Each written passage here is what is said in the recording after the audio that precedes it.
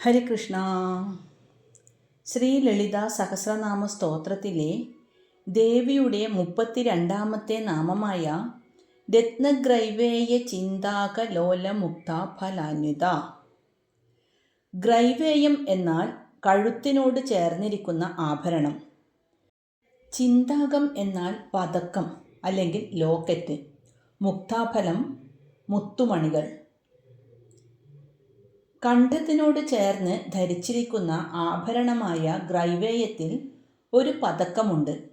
ആ പതക്കത്തിൽ ഇളകിയാടുന്ന മുത്തുമണികളും.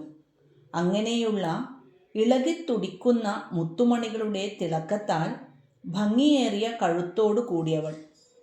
ഈ നാമം ദേവിയുടെ കഴുത്തിലെ മനോഹരമായ രത്നങ്ങളും മുത്തുമണികളും പതിപ്പിച്ച ആഭരണങ്ങളെക്കുറിച്ചാണ് വർണ്ണിക്കുന്നത്.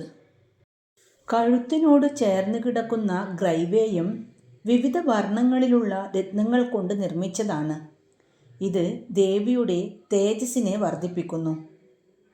ദേവി ചലിക്കുമ്പോഴോ ശ്വസിക്കുമ്പോഴോ അവളുടെ മാറിലെ പതക്കത്തിന് താഴെയുള്ള മുത്തുകൾ മെല്ലെ ആടിക്കൊണ്ടിരിക്കും. ഈ ചലനം ഭക്തരുടെ മനസ്സിനെ ഭഗവതിയിലേക്ക് കൂടുതൽ ആകർഷിക്കുന്നു. ഗ്രൈവേയത്തിലുള്ള പതക്കം ദേവിയുടെ ഹൃദയത്തിന് നേരെയാണ് കിടക്കുന്നത്. സർവ്വജീവജാലങ്ങളുടെയും ചിന്തകളെ നിയന്ത്രിക്കുന്നവളാണ് ദേവി എന്നൊരു ആത്മീയ അർത്ഥം കൂടി ഇതിൽ ഒളിഞ്ഞിരിക്കുന്നു. ഓം ശ്രീ മഹാദേവ്യൈ നമഃ. ഹരികൃഷ്ണ.